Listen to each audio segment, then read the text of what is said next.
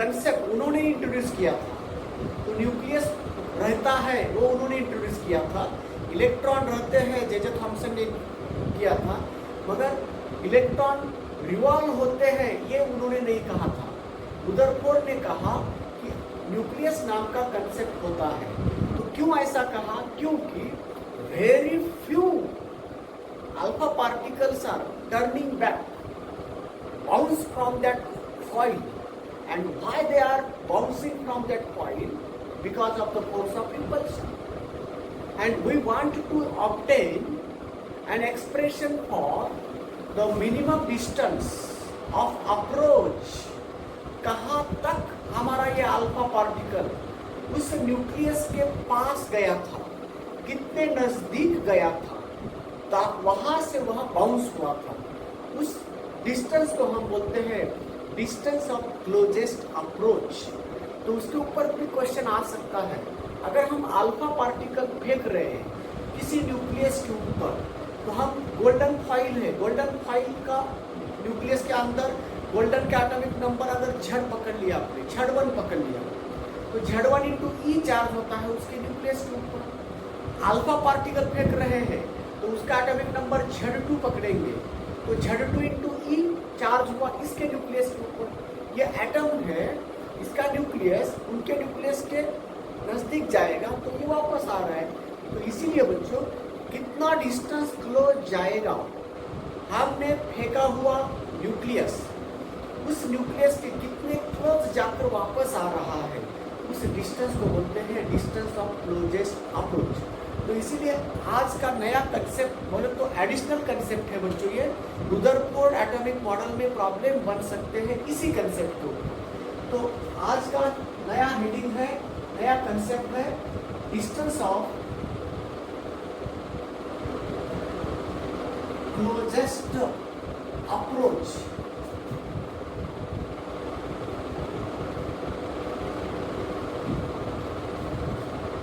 क्या होता है बच्चों?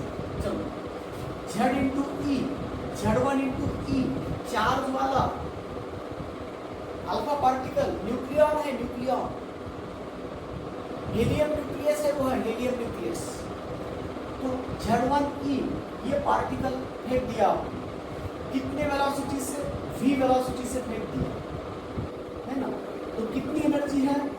Half into m into v square energy से फेंक दिया, मगर कुछ डिस्टेंस जाएगा, वापस आ रहा है।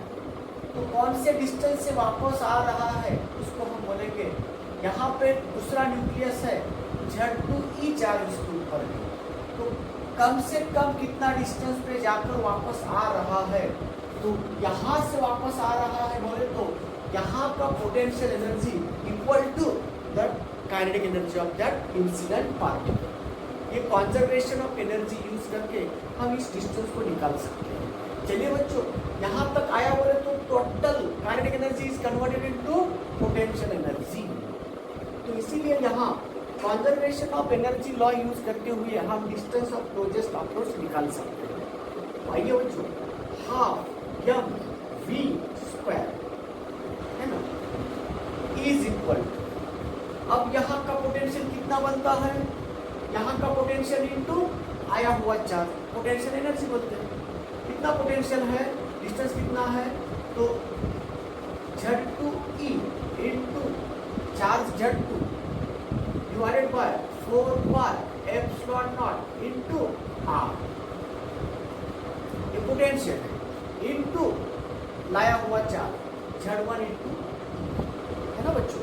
अब चलो कैसे निकाल सकते हैं, ये r निकालना है ना हमें, तो r equal to Z1 Z2 into E square, Z1 Z2 upon E square, ये 2 और ये 2 गया, क्या हो गया?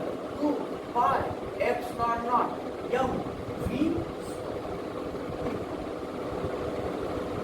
ये है डिस्टेंस ऑफ क्लोजेस्ट अप्रोच। आपको दिया जाता है कितने वेलोसिटी से फेंक रहे हो, कितने मास का वह पार्टिकल है, अल्फा पार्टिकल का मास कितना होता है? मास ऑफ अल्फा पार्टिकल बोले तो 4 times mass of proton. Mass of alpha particle, और चार्ज ऑफ अल्फा पार्टिकल बोले तो 2 टाइम्स चार्ज ऑन प्रोटॉन। तो मास ऑफ प्रोटॉन कितना है 4 टाइम्स 1.67 10 का power -27 kg। Charge on proton कितना है 2 टाइम्स 1.6 इंटू 10 का पावर -19। यह है चार्ज ऑन अल्फा पार्टिकल, क्योंकि अल्फा फेंक रहे हैं ना, हम मान रहे हैं अल्फा पार्टिकल। तो झड़ अल्फा पार्टिकल का झड़ कितना होता है 2 होता है, तो Z1 हम 2 लेंगे। अगर ये गोल्डन है, गोल्डन का एटॉमिक नंबर क्या है, वह Z2 की वैल्यू रिप्लेस करेगा। ये पता है Z1 Z2 पता है। अब उसका या तो आपको काइनेटिक एनर्जी दिया तो डायरेक्टली काइनेटिक एनर्जी यूज कर सकते हैं। अगर आपको मास एंड वेलोसिटी दिया तो मास एंड वेलोसिटी के फॉर्म में भी लिख सकते हैं। यह है distance of closest approach in terms of mass and velocity. Same thing can be written in terms of kinetic energy also. तो R इक्वल टू क्या होता है Z1 Z2 E square upon, हाँ बोलिए कितना 2 पाई एप्सिलॉन नॉट इनटू कितना into KE kinetic energy. KE को इधर लेके आए। तो डिस्टेंस ऑफ क्लोजेस्ट अप्रोच निकालने के लिए हम, अगर आपको दिया है मास, जिस पार्टिकल को हम फेंक रहे हैं उसका मास दिया है और कभी कभी उसका वेलोसिटी दिया है, तो वो डिस्टेंस हम उस फार्मूले से निकाल सकते हैं। अब अगर आपको काइनेटिक एनर्जी दिया है तो हम कैसे निकाल सकते हैं, इस फार्मूले से निकाल सकते हैं। Z1 Z2 E square upon 4 pi epsilon not into kinetic energy KE। ये रहा डिस्टेंस ऑफ क्लोजेस्ट अप्रोच का फार्मूला, ये रहा डिस्टेंस ऑफ क्लोजेस्ट अप्रोच का फार्मूला। तो इसके ऊपर अगर क्वेश्चन आया तो कैसे सॉल्व करना, तो लिखो बच्चों, इस कंसेप्ट के ऊपर क्वेश्चन है। Calculate the nearest distance of approach. लिखो, फास्ट लिखो थोड़ा। ये लिखा क्या, ये कंसेप्ट लिख के लिए क्या, डिस्टेंस ऑफ क्लोजेस्ट अप्रोच बोलो तो कितना डिस्टेंस नजदीक आ रहा है। ये फेंका हुआ पार्टिकल है, ये जिस न्यूक्लियस के ऊपर फेंक रहे हो वह न्यूक्लियस। गोल्डन फॉइल के ऊपर फेंका था ना उधर पोर्ट ने, ये गोल्डन फॉइल था और ये अल्फा पार्टिकल था। अल्फा पार्टिकल Z1 की उसके ऊपर का चार्ज, ये गोल्डन फॉइल का एटम, उसका न्यूक्लियस। तो ये डिस्टेंस ऑफ क्लोजेस्ट अप्रोच है। तो उसका फार्मूला ये भी हो सकता है, ये भी हो सकता है, डिपेंड करता है आपको क्या दिया है उसके ऊपर। चलिए बच्चों, इसके ऊपर एक प्रॉब्लम लेते हैं। लिखो,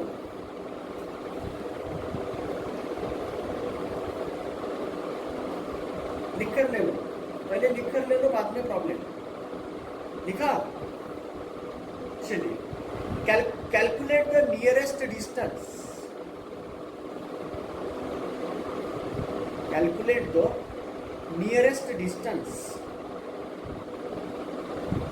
of approach of alpha particle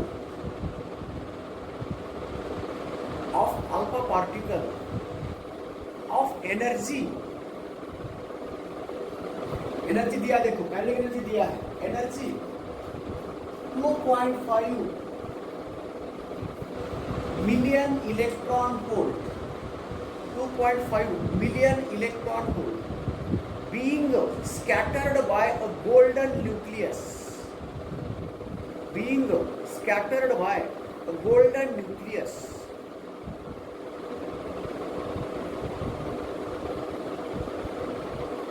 तो गोल्ड का एटॉमिक नंबर पता है आपको, तो गोल्ड का एटॉमिक नंबर है 79। तो गोल्ड के लिए एटॉमिक नंबर 79, और दूसरा कौन सा है, अल्फा पार्टिकल के लिए एटॉमिक नंबर कितना बोला मैंने 2। अल्फा पार्टिकल बोले तो हीलियम न्यूक्लियस होता है, atomic number 2, atomic mass number 4, तो 4 टाइम्स मास 2 टाइम्स चार्ज ऐसे। चलिए अब हमें जो फेंक रहे हैं उसको Z1 कौन, इसको फेंक रहे हैं हम अल्फा को। Z1 कितना है 2, Z2 कितना है 79, एनर्जी दिया है आपको, काइनेटिक एनर्जी दिया है इतना, इसको जूल में कन्वर्ट करना है। दी हुई एनर्जी इलेक्ट्रॉन वोल्ट में है, तो इसको पहले जूल में कन्वर्ट कर लो। क्या करेंगे जूल में कन्वर्ट करने के लिए? इलेक्ट्रॉन वोल्ट को जूल में कन्वर्ट करना है, तो 1.6 इंटू 10 का power minus 19 joule equal to 1 electron volt होता है। 1 electron volt equal to 1.6 into 10 का पावर 19 जूल। तो ये कन्वर्जिंग फैक्टर है बच्चों।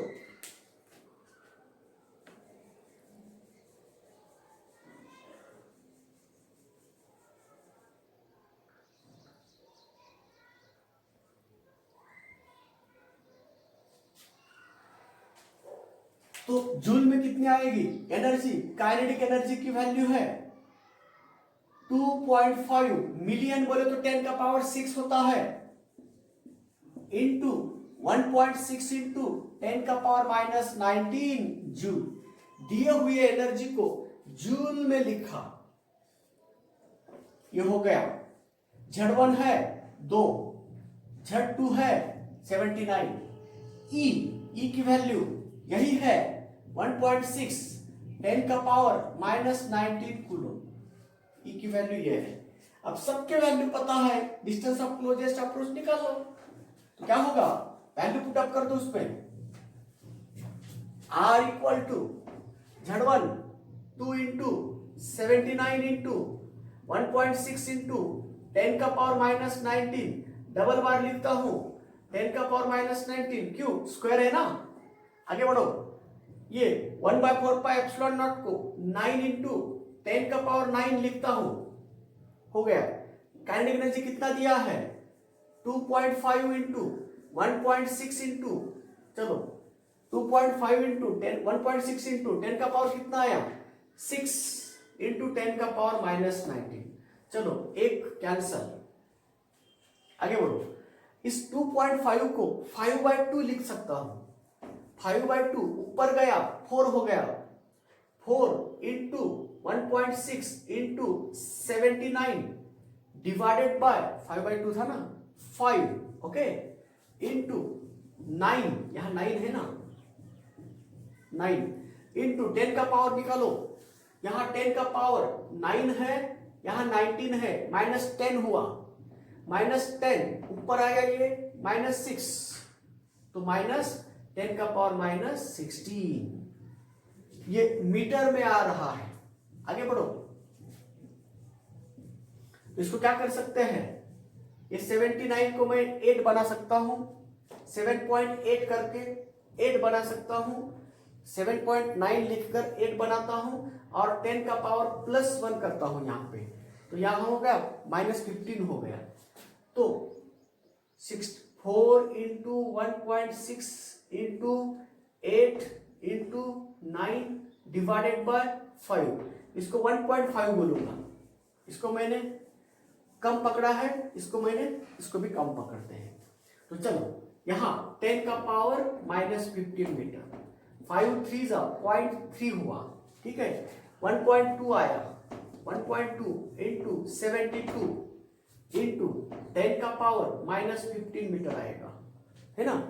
अब इसको 72 इंटू 1.2 को 1.5 पकड़ते हैं, 3/2 इंटू 72 10 का पावर माइनस 15 मीटर आया। हाँ, लाइट गई है, लाइट गई है, वाईफाई बंद हुआ है,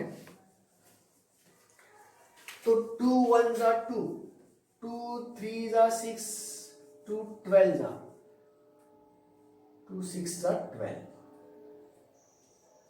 3 6 जा 18, 3 3 9 1 नॉट 10 का पावर माइनस 15 मीटर। तो आगे बढ़ो, 1.1 10 का पावर माइनस 13 मीटर। तो यह आया बच्चों डिस्टेंस ऑफ क्लोजेस्ट अप्रोच। तो इसको हम 1.1 10 का पावर -13 है ना, तो उसको हम 11 इंटू 10 का पावर -14 भी लिख सकते हैं। तो ये अप्रोक्सीमेट आंसर निकालना, ऑप्शन को देखकर निकालना है। हमने अप्रोक्सीमेट आंसर निकाला है, करेक्ट नहीं है, यहां अप्रोक्सीमेशन माना 7.8 को मैंने 8 पकड़ा, इसको 1.5 पकड़ा, यहां पे 1.5 पकड़ा है ना, तो ये अप्रोक्सीमेशन होता है। तो दिए हुए ऑप्शन में आया हुआ आंसर नजदीक का कौन सा उसको राइट करके भागना है ना। तो इसी तरह बच्चों ये क्लोजेस्ट अप्रोच क्या होता है, डिस्टेंस ऑफ क्लोजेस्ट अप्रोच क्या होता है, अगर कोई न्यूक्लियस दूसरे न्यूक्लियस के बाजू में आ रहा है, दूसरे न्यूक्लियस के बाजू में आ रहा है, कितना डिस्टेंस तक वह आ रहा है, उस शॉर्टेस्ट डिस्टेंस को हम बोलते हैं क्लोजेस्ट अप्रोच। तो ये क्लोजेस्ट अप्रोच का एक प्रॉब्लम हुआ, रुदरफोर्ड एटॉमिक मॉडल के ऊपर ये पहला प्रॉब्लम बन सकता है। तो चलो मॉडल के ऊपर पहला प्रॉब्लम निपटा दिया, अब दूसरा मॉडल कौन सा शुरू हो रहा है, बोर्स एटॉमिक मॉडल। तो बोर्स एटॉमिक मॉडल में और कुछ कंसेप्ट छुपे हुए हैं क्या, जिसके ऊपर अभी तक क्वेश्चन पूछा गया है। तो उनमें है बच्चों, उसमें एक ऐसा कंसेप्ट है एक्साइटेशन एनर्जी। आपको आयोनाइजेशन एनर्जी पता है, आपको बाइंडिंग एनर्जी पता है, आपको एक्साइटेशन एनर्जी बताना जरूरी है। क्या होता है एक्साइटेशन एनर्जी, तो देखो बच्चों, अगर किसी लोअर एनर्जी वाले एटम को हम हीट दे रहे हैं तो क्या होगा, एक्साइट होगा। एक्साइट होना बोले तो एनर्जी अब्सॉर्ब करके ऊपर वाले लेवल पे जाकर बैठ जाना, उसको बोलते हैं एक्साइटेशन। तो उसको एक्साइट करने के लिए दी हुई एनर्जी को हम एनर्जी ऑफ एक्साइटेशन बोलते हैं। तो how can you define the energy of excitation, आपको पूछा गया एनर्जी ऑफ एक्साइटेशन निकालो, तो कैसे निकाल सकते हैं हम एनर्जी ऑफ एक्साइटेशन।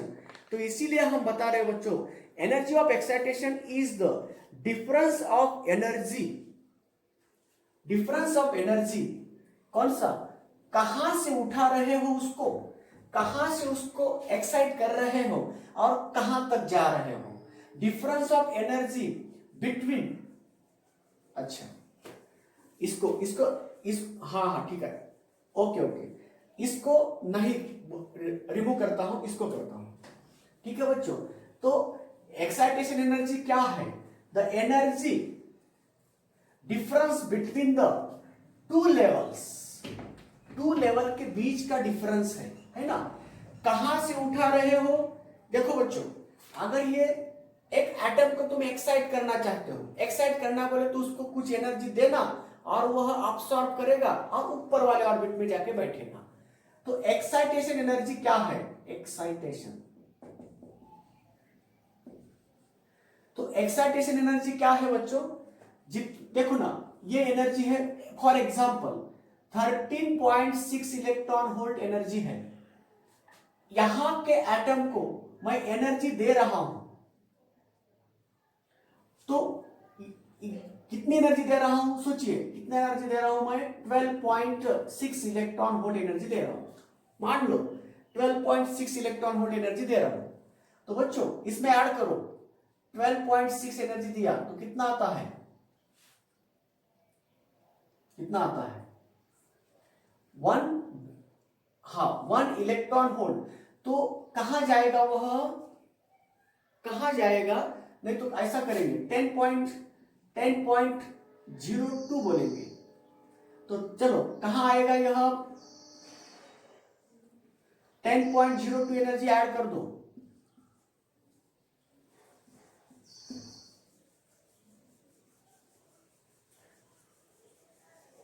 कितना आएगा, क्या करो 13.6 में से 3.4 रिमूव कर दो, कितना आएगा,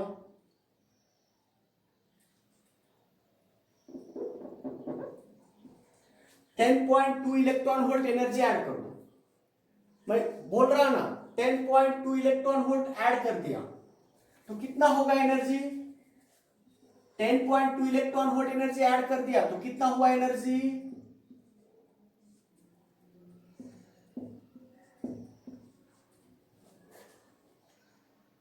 इसका मतलब कहां गया वह, सेकेंड लेवल पे जाएगा ना,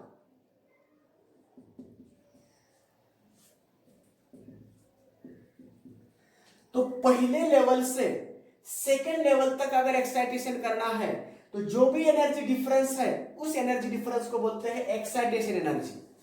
हम कितना एनर्जी देकर उसको एक्साइट कर रहे हैं, तो 10.2 एनर्जी देकर उसको एक्साइट कर रहे हैं बोले तो कहां से कहां भगा रहे हैं हम, पहले ग्राउंड स्टेट से फर्स्ट एक्साइटेड स्टेट को भगा रहे हैं, उसको ट्रांजिशन कर रहे हैं। तो एक्साइट कर रहे हैं, कहां तक कर रहे हैं, तो एक्साइटेशन एनर्जी को डिफाइन कर दो। The energy of excitation is the, लिखो बच्चों, energy of excitation is the difference of energy, difference of energy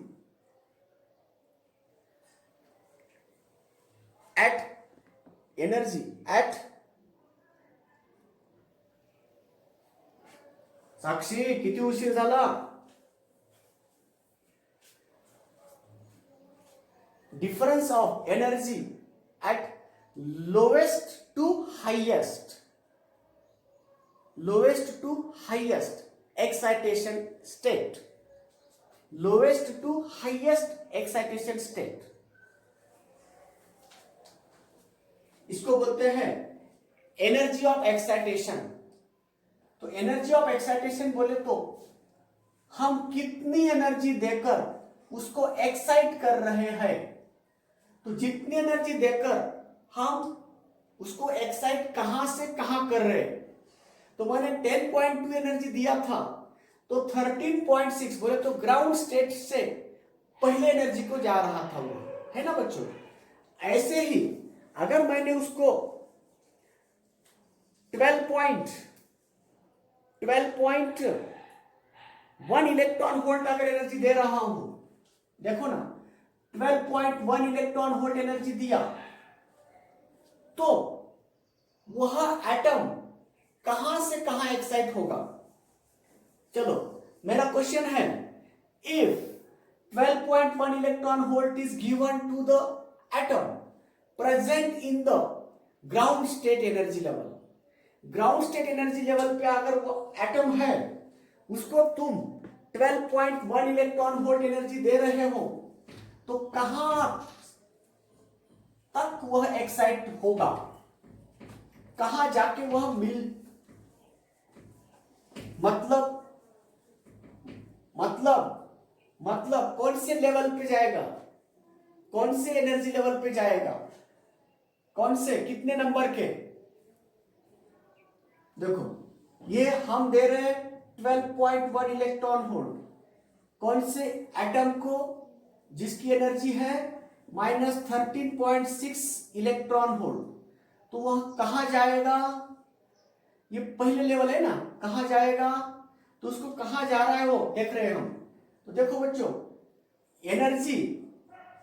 energy of this atom का एनर्जी निकालना है, -13.6 प्लस 12.1 कितना आया, -1.5 इलेक्ट्रॉन वोल्ट।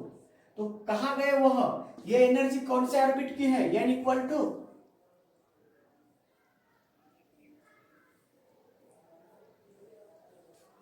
कल ही निकाला ना, 1.51 इलेक्ट्रॉन वोल्ट किसका है,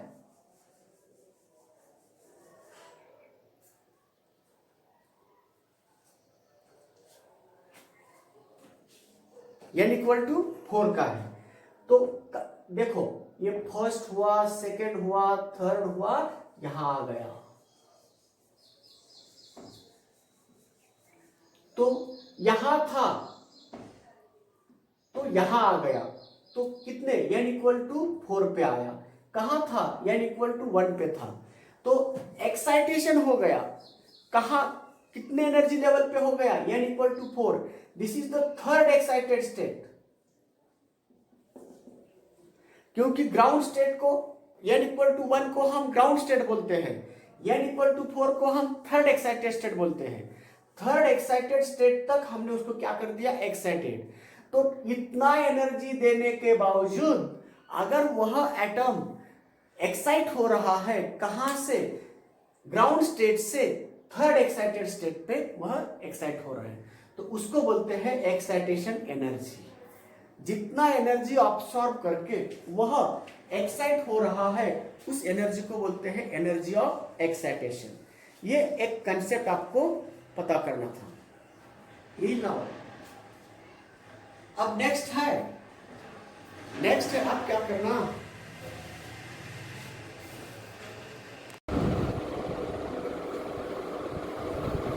अगला कंसेप्ट है जब कोई एटम एक्साइट हो रहा है, कहां जा रहा है।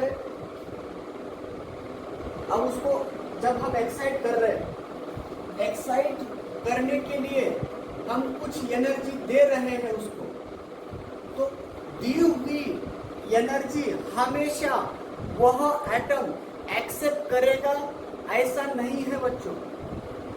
तो कोई भी एनर्जी दिया तो वह एक्सेप्ट नहीं करेगा, तो ऐसे कुछ एनर्जी को एक्सेप्ट करेगा, उसको बोलते हैं the possible energies that can be absorbed by the excited atoms. Excited atoms ने एनर्जी अब्सॉर्ब, कौन से एनर्जी को अब्सॉर्ब कर सकता है बच्चों। अगर आपने प्रयास किया, क्या प्रयास करना है, अगर आपने प्रयास किया कितना एनर्जी देकर, 9 इलेक्ट्रॉन वोल्ट एनर्जी देकर, 9 इलेक्ट्रॉन वोल्ट एनर्जी देने का प्रयास किया, तो 9 इलेक्ट्रॉन वोल्ट, 11 इलेक्ट्रॉन वोल्ट ऐसे एनर्जी देने का प्रयास किया। किसको, हाइड्रोजन एटम में। Hydrogen atom present in the ground state, present in the first excited state, present in the second excited state, present in the third excited state. कोई भी excited state में हो या ग्राउंड स्टेट में हो, किसी भी हाइड्रोजन एटम को अगर इतनी एनर्जी दिया तो वह एक्साइट नहीं हो सकता। तो इसीलिए बच्चों हम चाहे उतना एनर्जी देकर उसको एक्साइट नहीं कर सकते, कुछ पर्टिकुलर एनर्जी ही वह हाइड्रोजन एटम अब्सॉर्ब करेंगे, कोई भी एनर्जी अब्सॉर्ब नहीं कर सकते। तो इसीलिए क्या कौन से एनर्जी वैल्यूज है, कौन से एनर्जी वह अब्सॉर्ब करके एक्साइट होता है। What are the possible values of excitation energy. Excitation energy के कौन से पॉसिबल वैल्यूज है, कितनी एनर्जी हम दे सकते हैं उसको, तो वह एनर्जी डिफरेंस बता सकते हैं। आइए बच्चों मैं आपको बता रहा हूँ, 9 इलेक्ट्रॉन वोल्ट एनर्जी दिया तो वह एनर्जी वह हाइड्रोजन एटम अब्सॉर्ब नहीं करेगा। इतना एनर्जी दिया तो भी हाइड्रोजन एटम एनर्जी अब्सॉर्ब नहीं करेगा, कुछ सुटेबल वैल्यूज ऑफ एनर्जी ही वह अब्सॉर्ब करेगा। यानी कि हमें ऐसे फोटोन को मारना है, ऐसे एनर्जी के फोटोन को मारना है ताकि उस फोटोन से कोई एटम एक्साइट हो जाए। तो अब्सॉर्ब करने लायक एनर्जी कौन से है उसके बारे में मैं जानकारी दे रहा हूँ।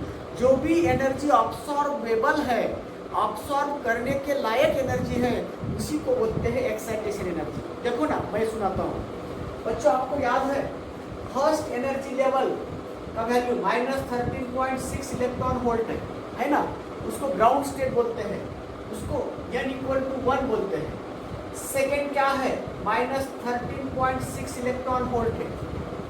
थर्ड क्या है, -1.51 इलेक्ट्रॉन वोल्ट है ना। और फोर्थ क्या है, -0.85 इलेक्ट्रॉन वोल्ट है। फिफ्थ क्या है, -0.54 इलेक्ट्रॉन वोल्ट। ये n=2 है, n=3 है, n=4 है, n=5 है। बच्चों ये कैसे याद रखना, कैसे निकालना। हाँ सॉरी यस करेक्ट, -3.4। अब देखो बच्चों एक्साइटेड एनर्जी कौन से पॉसिबल है। अगर आपको पहले से सेकंड में एक्साइट करना है तो कितनी एनर्जी देना पड़ेगा, इसका डिफरेंस निकालो। क्या आता है इसका डिफरेंस निकालो, E2 माइनस E1 कितना आ रहा है, 3.6 में से 13.6, हाँ 10.2 इलेक्ट्रॉन, इतनी एनर्जी देना पड़ेगा ये है excitation energy for the excitation of atoms from ground state to first excited state. और देखो बच्चों, इन दोनों के बीच में का डिफरेंस निकालो, E3 माइनस E1 का डिफरेंस, इनमें से इसको निकालो,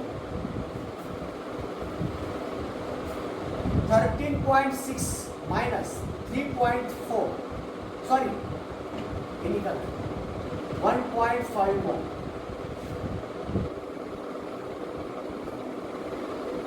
तो 11.09 इलेक्ट्रॉन वोल्ट एनर्जी ऑब्सॉर्ब कर सकता है। चलो, अगर आपने 11 दिया तो एनर्जी ऑब्सॉर्ब नहीं करेगा।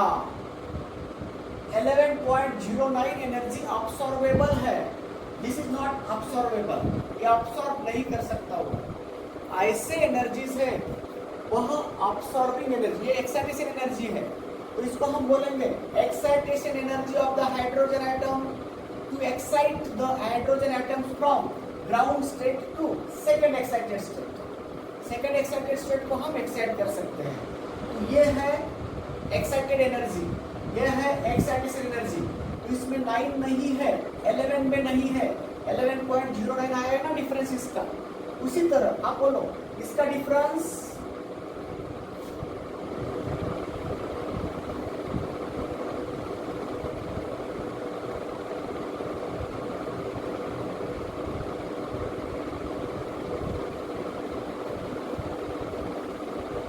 ये आ गया, हाँ, तो E4 माइनस E1 आता है 12.75 इलेक्ट्रॉन। ये ऑब्सॉर्बेबल एनर्जी है, दिस एनर्जी कैन बी ऑब्सॉर्ब। तो difference between excited energy levels, कोई भी एक्साइटेड स्टेशनरी ऑर्बिट में जो एनर्जी डिफरेंस है ना, वही होते हैं एक्साइटेड एनर्जीज। तो दिस इज द ऑब्सॉर्बेबल एनर्जी, ये ऑब्सॉर्ब कर सकता है, ये भी ऑब्सॉर्ब कर सकता है, ये ऑब्सॉर्ब कर सकता है। आपको क्वेश्चन पूछा जाता है तो which of the following energy will be absorbable, which of the following energy is not absorbable by the hydrogen atom. तो कुछ एनर्जी के वैल्यू दिए जाते हैं और उसमें से कौन सा एनर्जी ऑब्सॉर्बेबल नहीं है या कौन सा एनर्जी ऑब्सॉर्बेबल है, ये कैसे डिसाइड करना, तो उसके बारे में बता रहा हूँ। जो भी आपको पता है एनर्जी लेवल बच्चों, इसमें का डिफरेंस निकालो, जो भी डिफरेंस आएगा वो ऑब्सॉर्बेबल है। तो ये energy can be absorbed by the hydrogen. इसमें 9 नहीं है, कहीं में भी 9 नहीं है, तो 9 इलेक्ट्रॉन वोल्ट एनर्जी देने के बाद वह एक्साइट नहीं हो सकता। क्यों? वह ऑब्सॉर्ब करेगा नहीं। तो कोई भी एनर्जी ऑब्सॉर्ब करेगा ऐसा नहीं होता बच्चों। तो कुछ एनर्जीज ऑब्सॉर्ब कर सकता है, कुछ एनर्जी को वह ऑब्सॉर्ब नहीं कर सकता, रिजेक्ट करता है। ये रिजेक्टेड एनर्जी है, ये रिजेक्टेड एनर्जी है। ऐसी एनर्जी निकालो, ये ऑब्सॉर्बेबल एनर्जी है। तो एक्साइटेशन एनर्जी बोले तो जो एनर्जी वो ऑब्सॉर्ब करके ऊपर के लेवल पे जाता है उसको एक्साइटेशन एनर्जी बोलते हैं। तो उसी को भी हम ऑब्सॉर्बेबल एनर्जी बोलते हैं। तो देखो बच्चों, 12.75 एनर्जी दिया तो कहाँ का एटम कहाँ जा रहा है? फर्स्ट का एटम फोर्थ पे जा रहा है। तो कहाँ से कहाँ एक्साइट हो रहा है? ग्राउंड से थर्ड एक्साइटेड स्टेट पे हो रहा है। ग्राउंड स्टेट से थर्ड एक्साइटेड स्टेट पे जाकर पहुंच रहा है, एक्साइट हो रहा है। तो उसको इसी को बोलते हैं एक्साइटेशन एनर्जी और एनर्जी ऑफ एक्साइटेशन, इसी को ही हम बोलते हैं अब्सॉर्बेबल एनर्जी। तो 9 इलेक्ट्रॉन वोल्ट क्यों नहीं है? क्योंकि ये डिफरेंस किसी भी एनर्जी लेवल का डिफरेंस नहीं है, ये वाला किसी भी एनर्जी लेवल का डिफरेंस नहीं है। तो ये इस प्रकार डिसाइड करना। देखो बच्चों, अब इन दोनों का डिफरेंस निकालो, E2 एंड E3 का डिफरेंस, E3 माइनस E2, इसका डिफरेंस निकालो कितना आता है? देखो 3.40 में से 1.51 गया, कितना आया? 9। हाँ,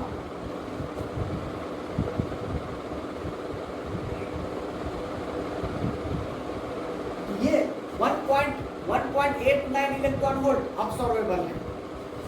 1.89 इलेक्ट्रॉन वोल्ट अब्सॉर्बेबल है, एनर्जी अब्सॉर्ब कर सकता है। तो इस प्रकार कोई भी एनर्जी अब्सॉर्बेबल नहीं हो सकती। तो जो भी डिफरेंस आएगा वह एनर्जी अब्सॉर्बेबल है। तो आपको लिस्ट दी जाती है, ये एनर्जी अब्सॉर्बेबल है, इतनी एनर्जी वो हाइड्रोजन एटम अब्सॉर्ब करेगा, ये एनर्जी अब्सॉर्ब करेगा, ये एनर्जी अब्सॉर्ब करेगा, ये एनर्जी अब्सॉर्ब करेगा। उस किसी भी दो लेवल में डिफरेंस, इन दोनों का डिफरेंस निकालो, जो भी डिफरेंस आएगा वहां रहेगा उस एनर्जी से, वह एनर्जी अब्सॉर्बेबल नहीं। तो दिए हुए 4 ऑप्शन में, 4 ही देते ना, 4 ऑप्शन में कौन सा डिफरेंस नहीं हो सकता उसको निकालो। तो कम से कम हमें इस 5 के डिफरेंस को याद रहना चाहिए। इन दोनों का डिफरेंस, इन दोनों का डिफरेंस, इन दोनों का डिफरेंस, इन दोनों का डिफरेंस, इन दोनों का डिफरेंस, इन दोनों का डिफरेंस, इन दोनों का डिफरेंस, बाद में इन दोनों का डिफरेंस, बाद में इन दोनों का डिफरेंस, बाद में इन दोनों का डिफरेंस। तो इसमें जो वैल्यूज है वो अब्सॉर्बेबल है, बीच में के जो वैल्यू ये अब्सॉर्बेबल नहीं, किसी का भी डिफरेंस नहीं आता है, ये इतना किसी का भी डिफरेंस नहीं आता है। तो यही एक पॉइंट आपको याद रखना चाहिए। तो what are the possible values of energy that can be absorbed by the hydrogen atoms. Hydrogen atom कौन से एनर्जी को अब्सॉर्ब कर सकता है, इतने एनर्जी को अब्सॉर्ब कर सकता है, और कुछ बाकी है। कम से कम इसके 5 के तो याद रखो बच्चों।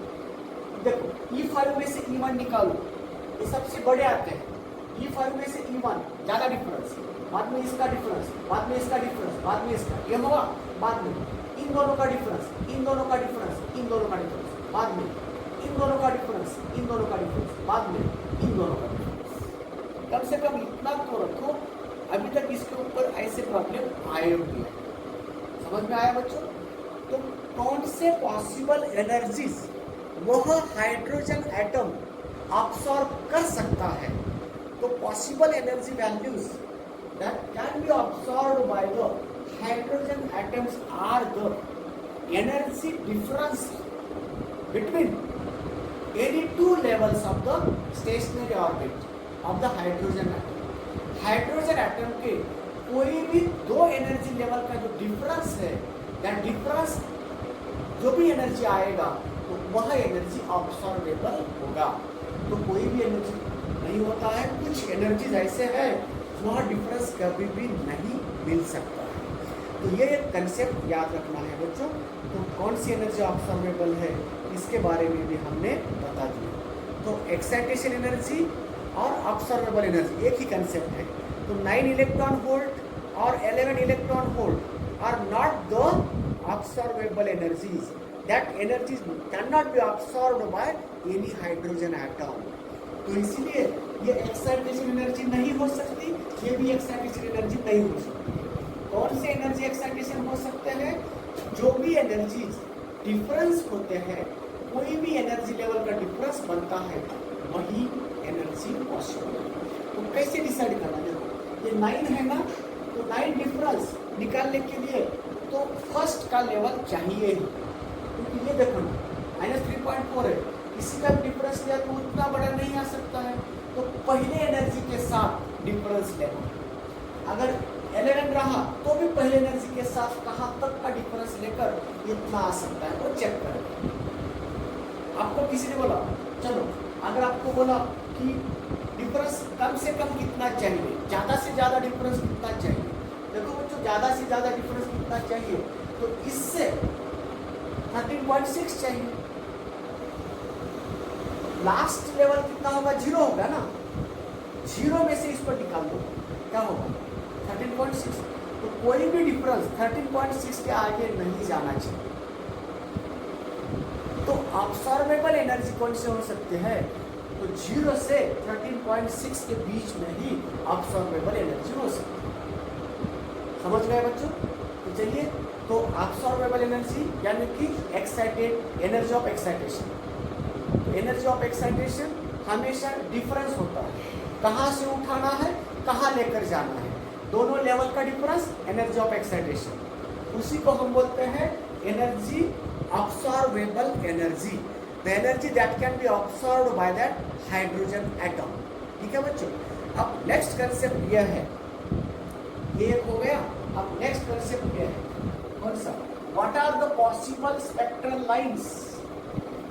How many spectral lines we will get when the atom transited from fourth level to first level?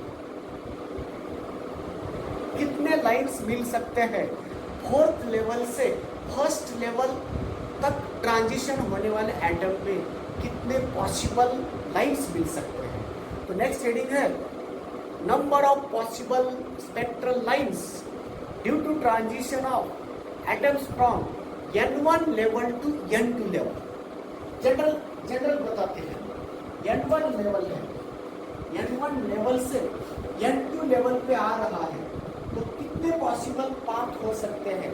उसका फार्मूला है बच्चों n1 minus n2 in bracket n1 minus n2 plus 1 divided by 2। ये number of possible spectral lines that can be given by the atom due to transition from n1 level to n2। n1 to n2 level पे transition करने वाले atom के possible line कौन से हो सकते हैं? ये जनरल फॉर्मूला याद रखना है। ये n1 ऊपर वाला एनर्जी लेवल का नंबर है, n2 जहां पे आके बढ़ रहा है उसका नंबर है। तो n1 minus n2 into n1 minus n2 plus 1 divide by 2। अब चलो इसको टैली करेंगे। अगर हम चाहते हैं कि फर्स्ट एनर्जी लेवल्स को आकर पढ़ रहा है, कहाँ से? तो nth लेवल से, देखो इसको मैं दूसरा फॉर्मूला बना रहा हूं, nth टू फर्स्ट लेवल के लिए कितने पॉसिबल लाइंस मिलेंगे? चलो बच्चों, n1 की वैल्यू लिखेंगे n, तो n2 की वैल्यू कितनी हुई? 1। तो n1 की वैल्यू n पुटअप कर दो, n2 की वैल्यू 1 पुटअप कर दो। जो भी फॉर्मूला मिलेगा that are the possible spectral lines due to transition of atoms from nth level to first level. तो n2 का फर्स्ट 1 और n1 की वैल्यू n पुटअप कर दो, तो n minus 1 into n minus 1 plus 1 0, ये आया डिवाइडेड बाय। तो इतने पॉसिबल लाइंस है जब एटम ट्रांजिशन कर रहा है, कहां से? nth लेवल से, nth लेवल से कहां पे? फर्स्ट लेवल पर। ये फॉर्मूला ये जनरल है, किसी भी n1 लेवल से n2 लेवल पे ट्रांजिशन कर रहा है, n1 टू n2 आ रहा है, तो n1 टू n2 जब आएगा तब पॉसिबल लाइंस कितने मिलते हैं, ये उसका फार्मूला बनेगा। तो जनरल फार्मूला ये है, ये भी स्पेशल है। ये स्पेशल किसके लिए? फर्स्ट लेवल के आने के लिए, n2 की वैल्यू फर्स्ट। तो how many spectral lines we will get due to transition of atoms from nth level to first level, ये फार्मूला। अगर आपको किसी ने बोला how many spectral lines we will get when the atom transition from 7th level to 3rd level,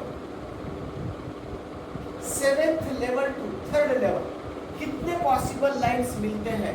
तो अब क्या करेंगे, n1 की वैल्यू 7 रख दो, n2 की वैल्यू 3 रख दो और निकालो उसका वैल्यू। 7 में से 3 गया कितना? 4 इंटू 7 में से 3 गया 4 इंटू 5 डिवाइडेड बाय 2 10।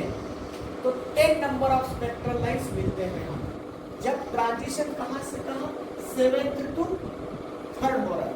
अब चलो next, 4th to first, 4th to first. चलो इससे भी सॉल्व कर सकते हैं, इससे भी सॉल्व कर सकते हैं।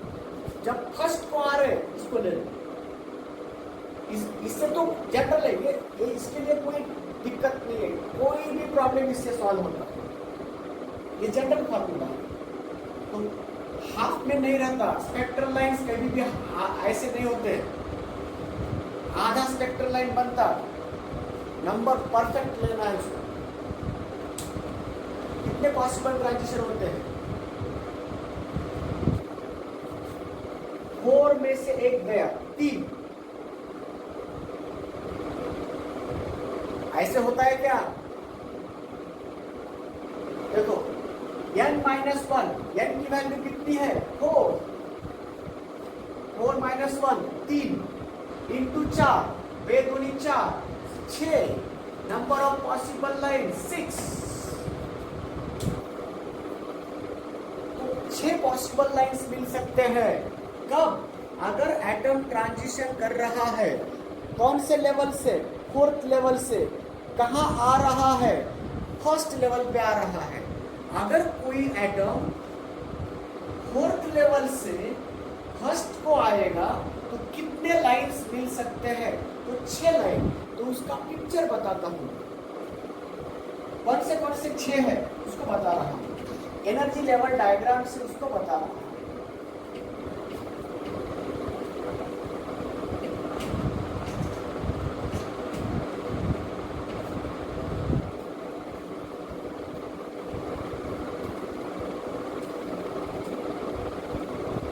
जनरल फॉर्मूला याद रखिए, किसी भी n1 लेवल से n2 लेवल को अगर कोई एटम ट्रांजिशन कर रहा है तब कितने पॉसिबल स्पेक्ट्रल लाइंस मिल सकते हैं? The possible number of spectral lines getting due to transition of electrons या atoms from n1 to n2 are n1 minus n2 n1 minus n2 plus 1 divided by 2। ये रहा n1 से n2 जब आ रहे हैं ना तब के लिए number of possible lines, spectral lines. तो अगर n2 1 आ रहा है, किसी भी n2 1 आ रहा है तो पॉसिबल लाइन का formula n minus 1 into n divided by 2। अब चलो मैं क्या बोला?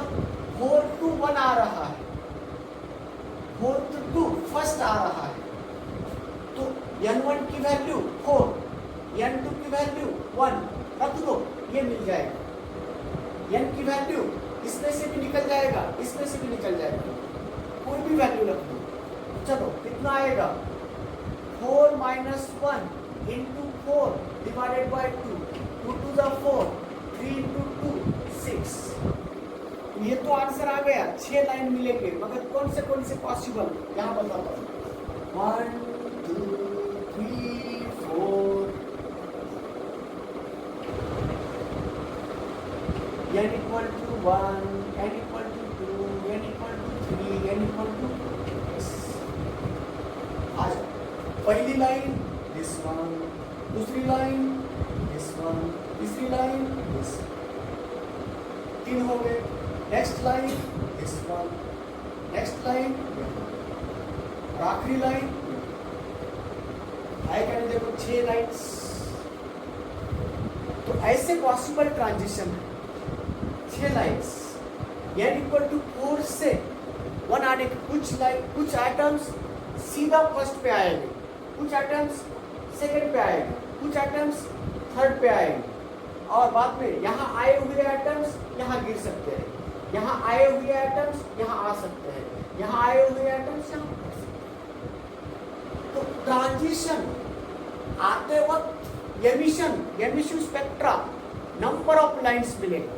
मगर बच्चों जब आपने एटम को एक्साइट किया तो अब्सॉर्प्शन स्पेक्ट्रा के लिए एक ही लाइन मिलेगी, एक ही लाइन मिलेगी अब्सॉर्प्शन स्पेक्ट्रा के लिए।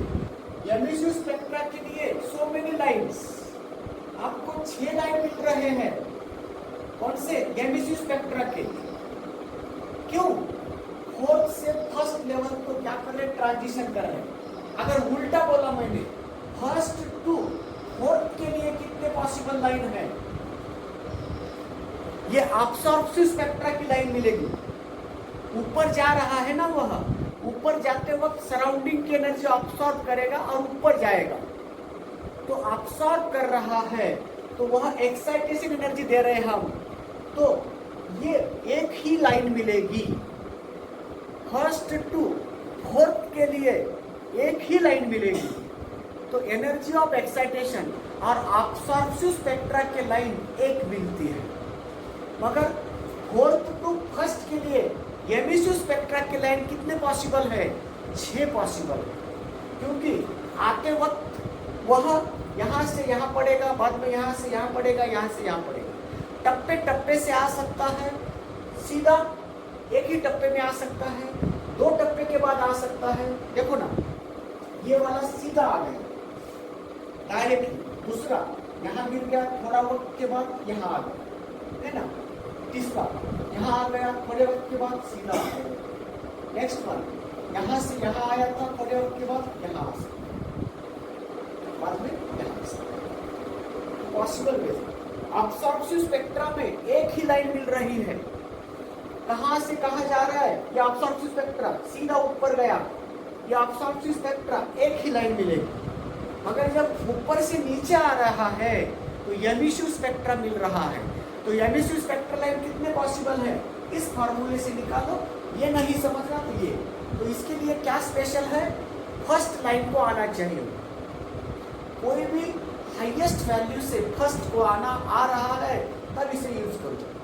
ये किसी के लिए भी, ये जनरल है, ये स्पेशल है। फर्स्ट के लिए लोअर एनर्जी फर्स्ट वाला है, यहाँ लोअर एनर्जी N2 है, हायर एनर्जी N1 है। ठीक है बच्चों, तो possible spectral lines due to transition of atoms from कोई भी N1 lines to N2 line का अगर आपको क्वेश्चन पूछा तो इस फॉर्मूले से हम पॉसिबल स्पेक्ट्रल लाइंस निकाल सकते हैं। ठीक है बच्चों, इतना इंफॉर्मेशन हमें देना था किसके बारे में? बोर्स एटॉमिक मॉडल के बारे में बच्चों। तो इतना होने के बाद अब लास्ट पॉइंट बचा है, what are the limitations. Drawbacks नहीं बच्चों, ड्रॉबैक नहीं है। बोर्स थ्योरी को ड्रॉबैक्स नहीं है, लिमिटेशन है, मर्यादा है। तो कुछ मर्यादा आपके सामने रखना चाहता हूं। तो limitations of Bohr's atomic model लिखो बच्चों। Limitations of Bohr's atomic model में 1 by 1 लिखते हैं। This model is only for, लिखो, पहली मर्यादा है बोर्स थ्योरी और Bohr's atomic model is only for hydrogen gases.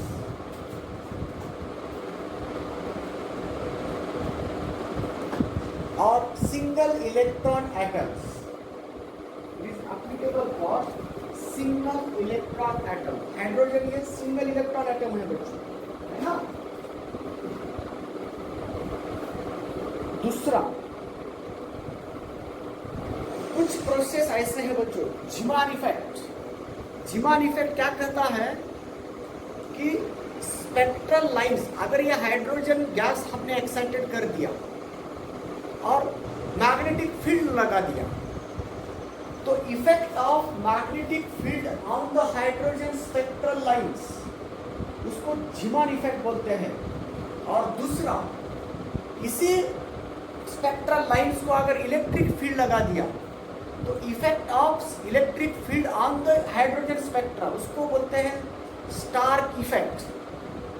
तो Stark effect and Zeeman effect, तो इस इलेक्ट्रिक लाइंस ऑफ फोर्स को मैग्नेटिक फील्ड अगर लगा दिया, देखो बच्चों, ये लाइन मिल गई है आपको n = 4 से n = 3, जब एटम ट्रांजिशन हो रहा है ना, तब इसमें भी सब क्या, सब लाइंस होते हैं। इसमें भी मेटास्टेबल स्टेट होते हैं, इसमें भी सब लाइंस होते हैं। ये कब पता चलता है? Effect of magnetic field. Zeeman नाम के साइंटिस्ट ने जीमान इफेक्ट बोलते हैं, और मैग्नेटिक इफेक्ट से कुछ लाइंस स्प्लिट हो जाते हैं, splitting of lines of hydrogen atom. कुछ स्पेक्ट्रल लाइंस को अगर इलेक्ट्रिक फील्ड और मैग्नेटिक फील्ड बता दिया, लगा दिया, तो मैग्नेटिक फील्ड का इफेक्ट, मैग्नेटिक फील्ड का effect, effect of magnetic field on spectral lines इसको बोलते हैं जीमान इफेक्ट। ये इफेक्ट, इस इफेक्ट को हम बोर्स थियरी से एक्सप्लेन नहीं कर सकते, क्योंकि जीमान इफेक्ट ये क्या करता है, क्या बोलता है, हाइड्रोजन स्पेक्ट्रा को अगर हमने मैग्नेटिक फील्ड लगा दिया तो उसके लाइंस को स्प्लिट करता है वो। तो परिणाम किसका है, मैग्नेटिक फील्ड का है। मैग्नेटिक फील्ड अगर लगा दिए तो उसके अंदर वह एक लाइन है ना, उसमें भी सब लाइंस मिलते हैं, उसको हम बोलते हैं स्प्लिटिंग ऑफ स्पेक्ट्रल लाइंस। तो ये स्प्लिटिंग वाला इफेक्ट बताने के लिए यह हाइड्रोजन मॉडल का जो बोर्स एटॉमिक मॉडल है वह लिमिटेशन में आ सकता है। तो जीमान इफेक्ट यह थ्योरी एक्सप्लेन नहीं कर सकती है। Effect of magnetic effect, magnetic field के परिणाम इसके ऊपर, स्पेक्ट्रल लाइंस के ऊपर, ये जीमान इफेक्ट बोलते हैं, तो यह एक्सप्लेन नहीं कर सकता। जिस प्रकार मैग्नेटिक इफेक्ट के परिणाम जीमान ने बताया है, उसी प्रकार इसी हाइड्रोजन स्पेक्ट्रा को अगर हमने इलेक्ट्रिक फील्ड में लाया तो इलेक्ट्रिक फील्ड का भी उसके ऊपर असर होता है, उसका भी परिणाम उसके ऊपर होता है। तो इलेक्ट्रिक फील्ड का परिणाम कैसे होता है ये बताया है स्टार्क ने। स्टार्क इफेक्ट बोले तो effect of electric field on the spectral lines, effect of electric field on the spectral lines. ये किसने कहा, स्टार्क ने।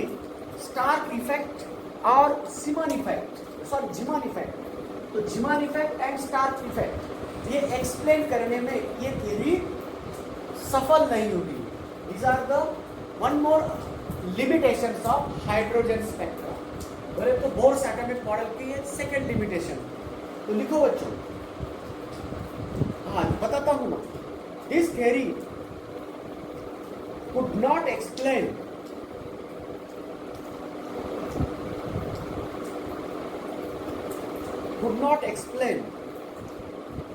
the fine structure of spectral lines। Fine structure बोले तो उसके अंदर स्प्लिटिंग वाला fine structure of spectral lines, fine FINE, fine structure of spectral lines explained bye, ये किसने बताया, fine structure of spectral line किसने बताया, एक्सप्लेन्ड बाय जीमान इफेक्ट और स्टार्क इफेक्ट। जीमान इफेक्ट और स्टार्क इफेक्ट। तो जीमान ने fine structure of spectral line बोले तो इसको भी स्प्लिट करके देखा। एक लाइन के अंदर कुछ सब लाइन्स आते हैं, अगर मैग्नेटिक फील्ड लगा दिया ये स्प्लिट हो जाता है, इलेक्ट्रिक फील्ड लगा दिया तो भी स्प्लिट होता है। तो इलेक्ट्रिक फील्ड लगाकर किसने बताया, स्टार्क ने। मैग्नेटिक फील्ड के परिणाम किसने बताया, जीमान ने। तो ये लिखो, जीमान इफेक्ट बोले तो ये है, स्टार्क इफेक्ट बोले तो ये है। तो ये एक्सप्लेनेशन देने में ये मॉडल फेल रहा, बोले तो लिमिटेशन में आ सकता है, ये लिमिटेशन हो गया। नेक्स्ट लिमिटेशन बनता है बच्चों,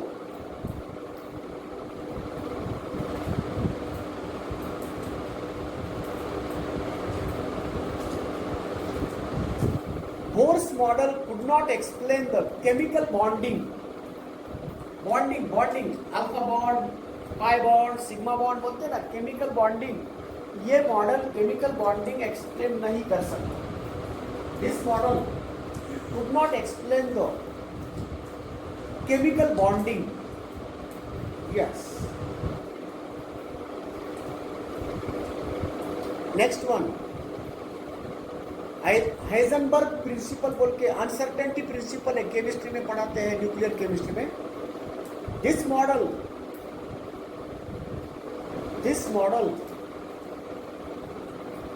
is against the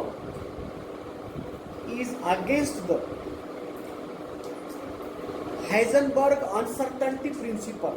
हाइजेनबर्ग का स्पेलिंग है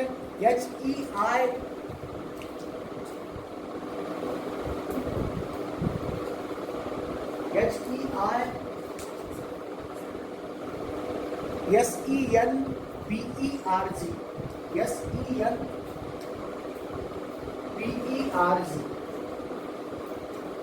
Heisenberg principle, uncertainty principle. HEISENPERG, uncertainty principle. कुछ बार जेड भी यूज कर सकते हैं, यहाँ यस यूज किया है.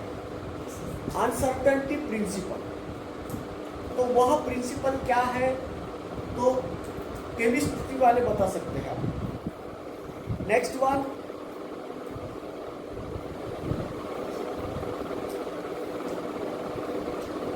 यस, कितने हुए? 4 हुए क्या? लिमिटेशन 4 हुई है क्या? Yes, these are the 4 limitations of the hydrogen atomic model of Bohr. Niels Bohr's ने कहे हुए एटॉमिक मॉडल का ये 4 लिमिटेशंस है बच्चों. तो ठीक है, तो अब इसके प्रॉब्लम्स लेना है. तो अब पहला प्रॉब्लम, बोर्स के ऊपर का पहला प्रॉब्लम ले लो. Find the radius of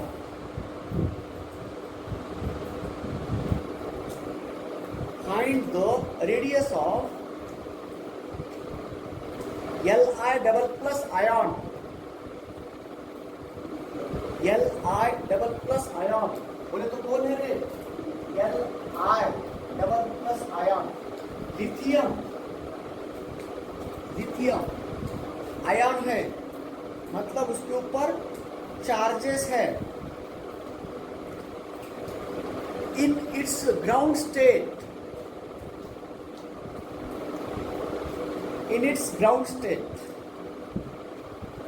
तो ग्राउंड स्टेट में, लिथियम के ग्राउंड स्टेट में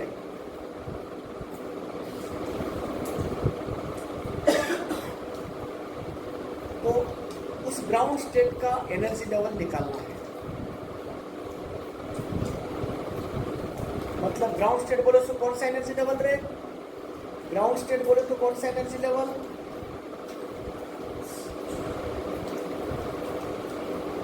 फर्स्ट, चलो आपको याद है हाइड्रोजन के फर्स्ट ऑर्बिट की रेडियस कितनी है?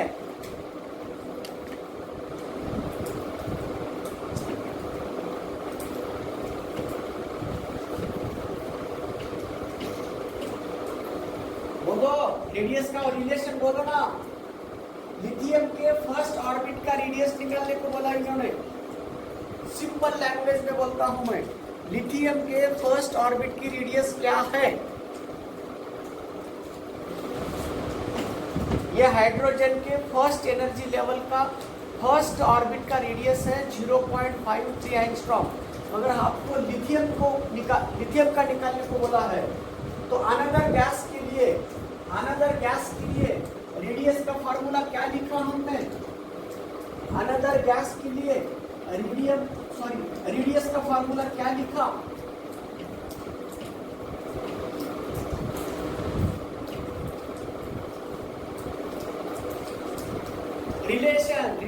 रिलेशन बताओ. Rn equal to R1 into n square है क्या? नहीं, यह हाइड्रोजन के लिए है. आपको पहले रेडियस का फार्मूला याद है ना? आपको वैल्यू पता है ना? उसको यूज करो ना. R1 की वैल्यू आपको पता है, हाइड्रोजन के फर्स्ट ऑर्बिट के रेडियस के वैल्यू पता है 0.53 एंगस्ट्रॉम है ना.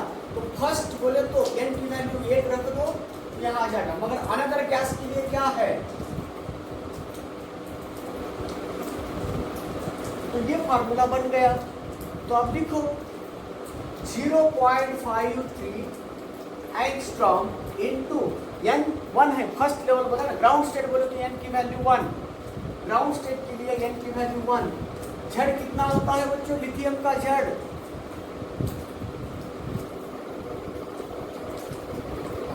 तो 3 से डिवाइड कर दो.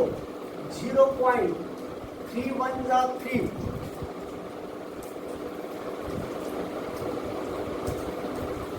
3 1 जा 3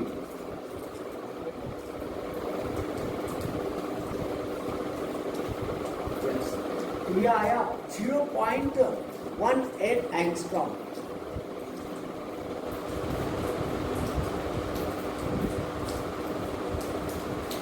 zero point 0.18 angstrom.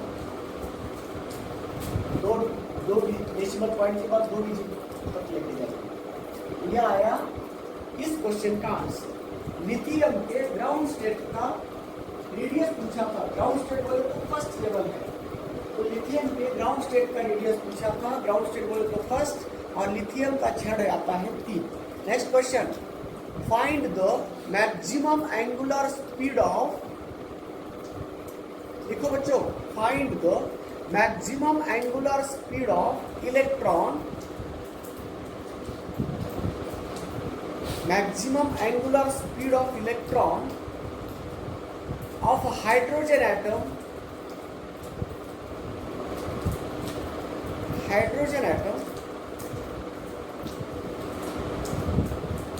in the stationary orbit.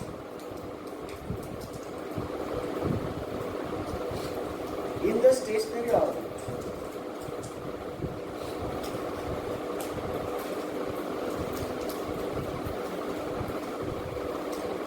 तो मैक्सिमम एंगुलर स्पीड निकालना है बच्चों।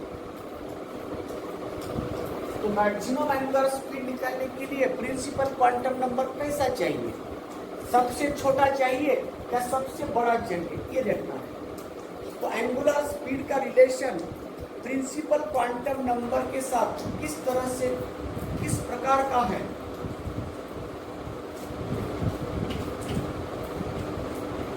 यस, बिल्कुल सही है। तो देखो बच्चों, ज्यादा वक्त मत करो, आपको स्टैंडर्ड वैल्यू पता है। तो चलो, ओमेगा मैक्स के लिए हमें n की वैल्यू कितनी चाहिए? क्योंकि omega inverse proportional to n cube है ना, और ऊपर झड़ है, झड़, तो झड़ की वैल्यू 1 है। झड़ की वैल्यू 1 है, हाइड्रोजन बोला ना, झड़ की वैल्यू 1 है, तो मैक्सिमम के लिए n की वैल्यू कितनी चाहिए? 1। इसका मतलब क्या हुआ? पहले ऑर्बिट में घूमते हुए इलेक्ट्रॉन का एंगुलर स्पीड बता दो। तो आप बोलेंगे कैसे बताएंगे? चलिए, ओमेगा मैक्स को निकालने के लिए वी मैक्स V1 कितना था? 2.2 इंटू 10 का पावर 6 है। फर्स्ट ऑर्बिट में घूमने वाले इलेक्ट्रॉन का एनर्जी लीनियर स्पीड इतना है, और रेडियस अभी बोला मैंने 0.53 एंगस्ट्रॉम माइनस 10 मीटर। ये दोनों ये परफेक्ट है। ये 5 मत लिखो, 2.2 बराबर, ये करेक्ट है। ये अब इसमें लिखो V1 अपॉन R1। V1 कितना है? 2.2 10 का पावर 6 डिवाइडेड बाय, इसको मैं 0.53 है ना, 1/2 लिखता हूँ, 10 का पावर माइनस 10। चलो ऊपर गया 4.4, 10 का पावर कितना आया बच्चों? 16। 4.4 10 का पावर 16 ग्राम पर सेकेंड। ये है आंसर उसका।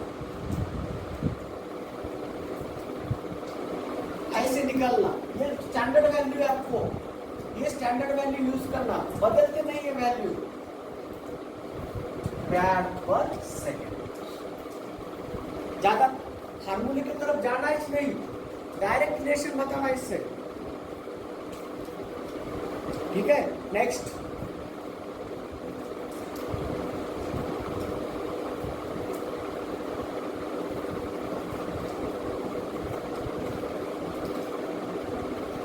average lifetime of, sorry, next question,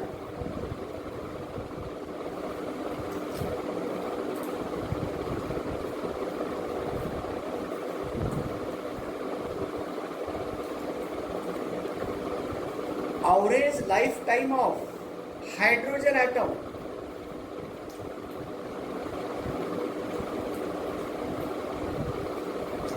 average lifetime of hydrogen atom.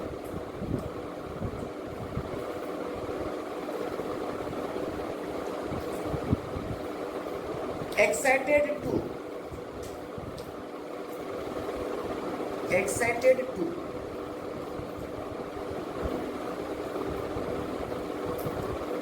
excited to n equal to 2 state, n equal to 2 state is n equal to 2 state is 10 का power -8 second,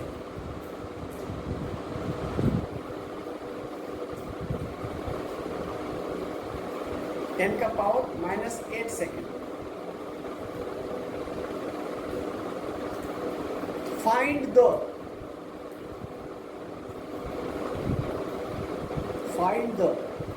number of revolutions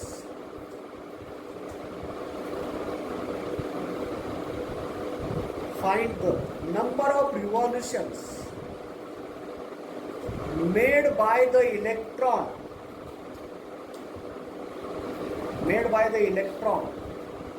on the average before it jumps to the ground state.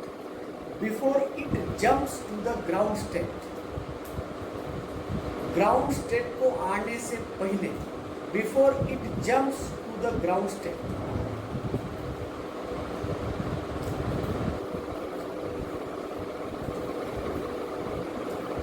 बच्चों, कितने revolution करेगा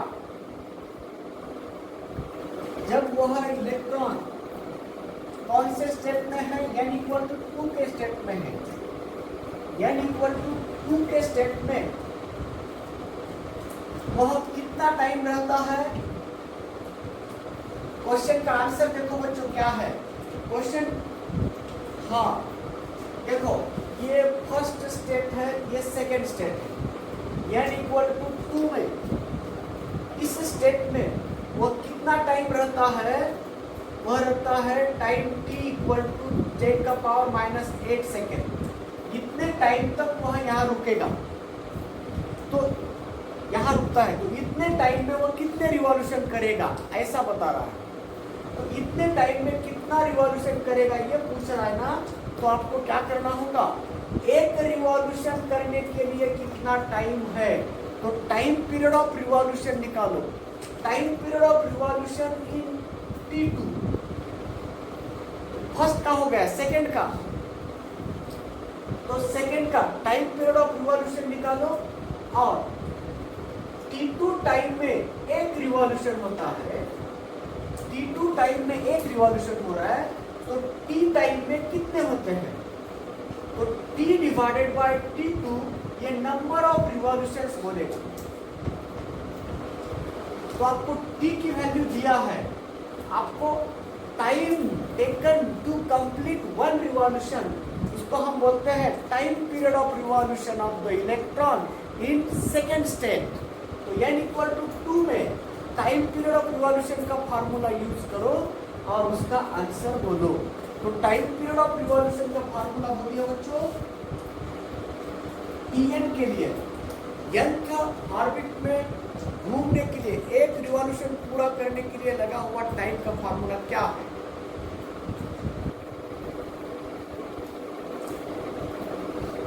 n cube upon, तो T1 पता करना है ना, n cube upon z square. तो T1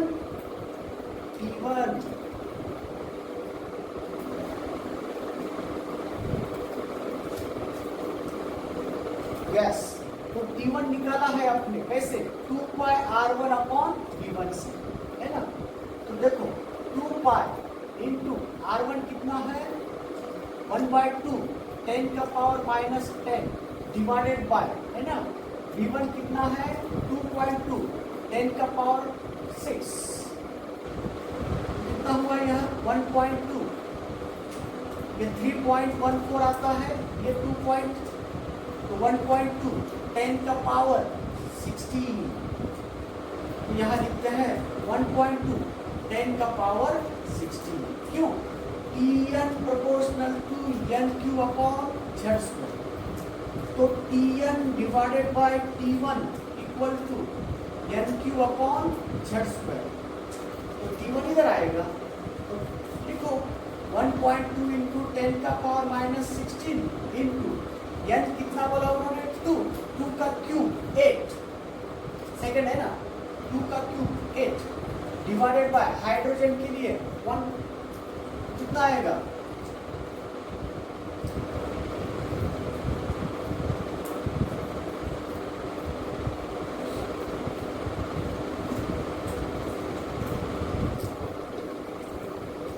तो ये आया 12.6 10 का पावर माइनस कितना माइनस 16 सेकेंड।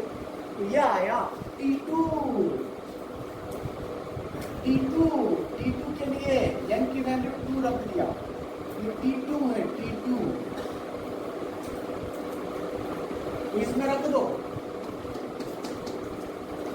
तो 1 अपॉन इसको मैं 1.25 लिखता हूँ, 1.25 10 का पावर माइनस 15 है ना, और ये 10 का पावर माइनस 8। तो नंबर ऑफ रिवॉल्यूशंस, आइए ऊपर लेके आओ, इसको मैं 1.25 को 1 डिवाइडेड बाय 5/4, 1 डिवाइडेड बाय 5/4 10 का पावर 7 प्लस 15 में से 8 गया प्लस 7 बचा, ऊपर ले लो 4/5 10 का पावर 7 कितने 8 10 का पावर 6, 8 इंटू 10 का पावर 6 रिवॉल्यूशंस करेगा गिरने तक, वो उसको बोलते हैं average time period of revolution, average life time उस एवरेज लाइफ टाइम कितना है उसका 10 का पावर माइनस 8 है, उतने टाइम तक वह कितने रिवॉल्यूशन करेगा, उसका आंसर था कितने रिवॉल्यूशन करेगा, उसका आंसर था 8 इंटू 10 का पावर 6। ठीक है बच्चों, आगे बढ़ो। Next, calculate the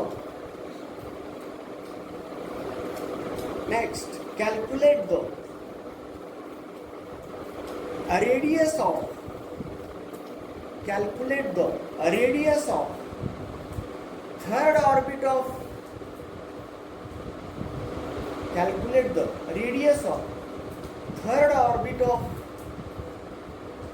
lithium double plus, third orbit of lithium double plus, also speed of electron in fourth orbit of helium plus,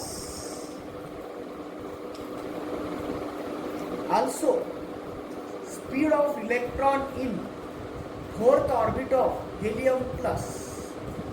चलो बच्चों, आपको पहले रेडियस पूछा है, बाद में स्पीड पूछा है।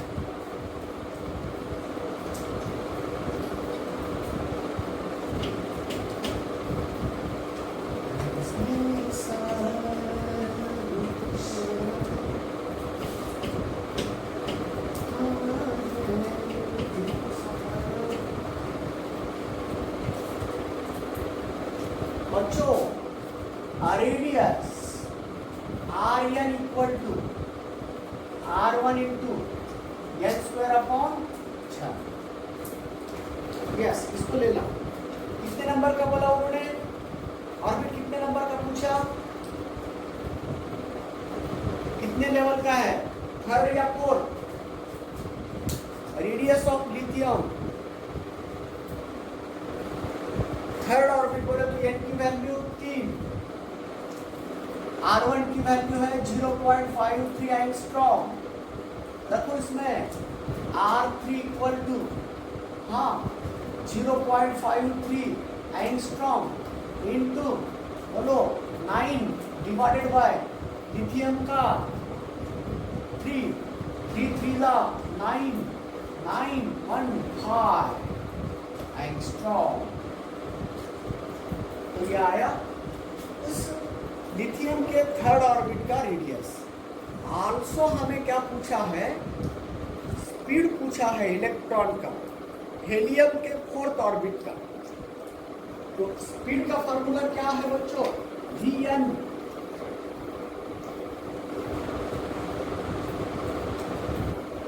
है ना।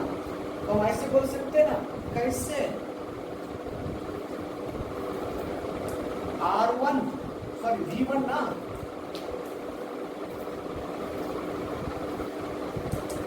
तो V1 आपको याद है 2.2 10 का पावर 6। हाँ, Z कितना है, Z हीलियम बोला, हीलियम का Z 2 और कितने ऑर्बिट बोला उन्होंने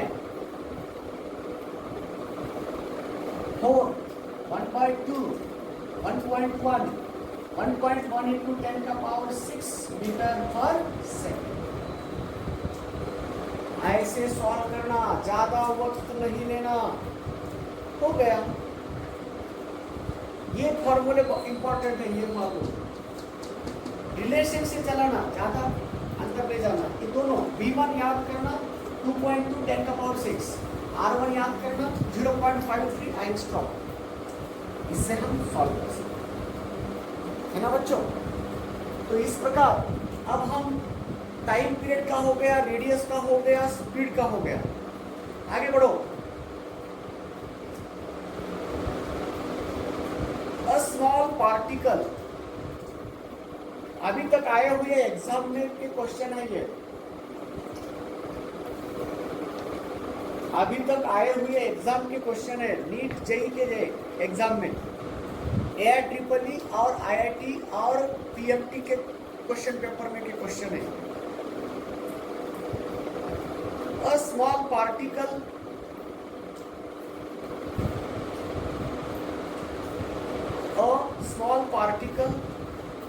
of mass m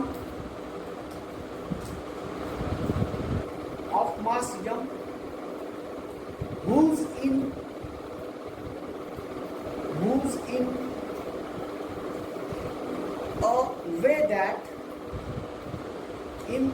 such a way that a small particle of mass m moves in such a way that the potential energy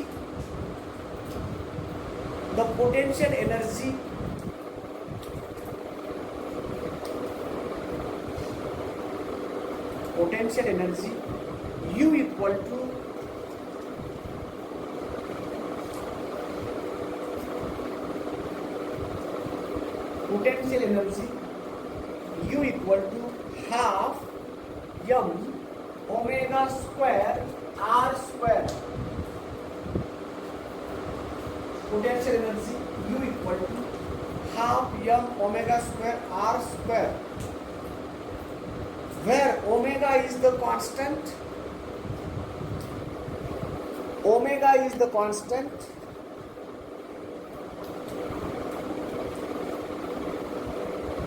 and r is the distance of the particle from the origin.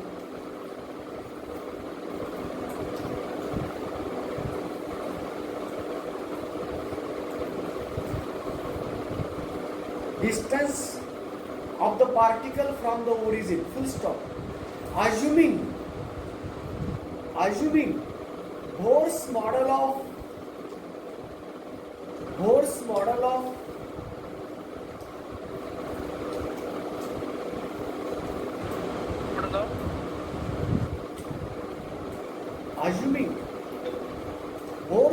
of quantization of angular momentum.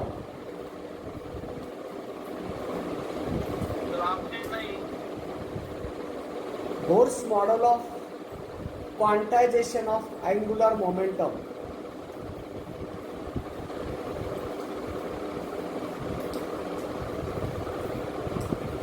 And circular orbits. Angular momentum and circular orbits. Find the radius of nth orbit. Find the radius of nth orbit.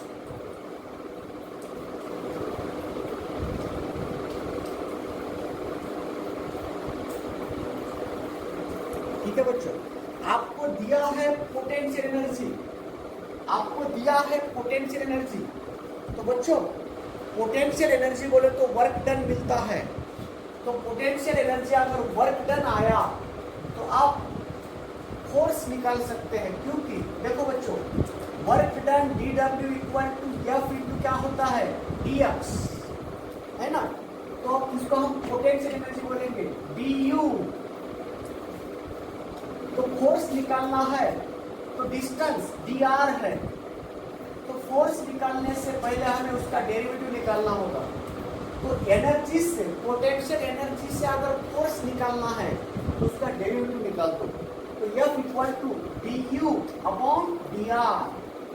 तो क्या derivative आता है इसका बच्चों, half m omega square derivative of r square 2r, to get cancel. तो centripetal force मिल गया F equal to m omega square r। तो ये फोर्स है, इसको सर्कुलर मोमेंटम में घुमा रहे, सर्कुलर ऑर्बिट में घुमा रहा, आया हुआ ये सेंट्रीपिटल फोर्स है बच्चों, है ना। तो इससे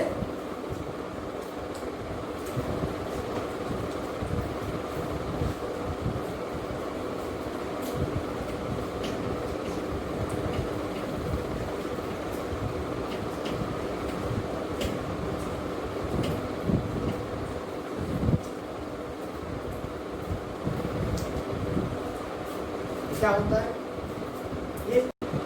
ये F जो है, ये जो फोर्स निकाला है आपने F equal to du by dr से फोर्स निकाला है ना बच्चों। तो यहाँ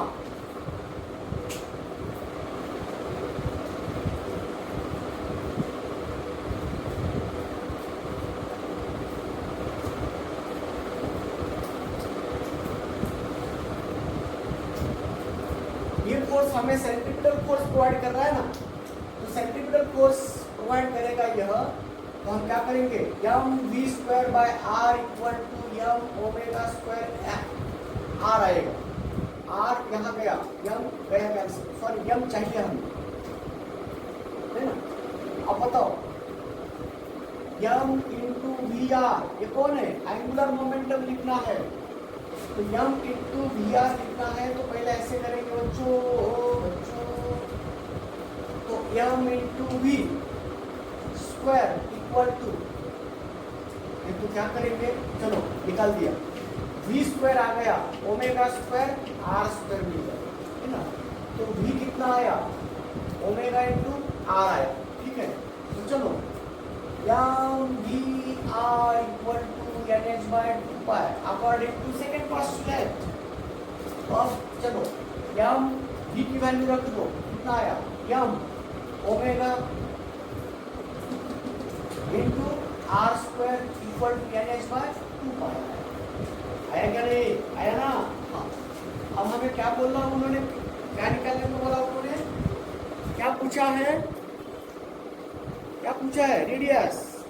तो रेडियस का फार्मूला निकाल दो, इधर लेके हम r square equal to nh upon 2 pi m into omega. तो r इक्वल टू rn बोलेंगे, radius of nth orbit, rn equal to under root n h upon 2 pi m omega. ये रहा बच्चों उसका आंसर।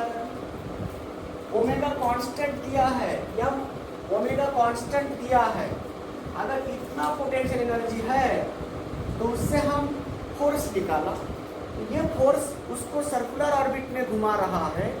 अगर ये सर्कुलर ऑर्बिट में घुमा रहा है तो नेसेसरी सेंट्रीपिटल फोर्स प्रोवाइड कर रहा है। तो नेसेसरी सेंट्रीपिटल फोर्स प्रोवाइड करके स्पीड निकाल दिया हमने, स्पीड v आ गया।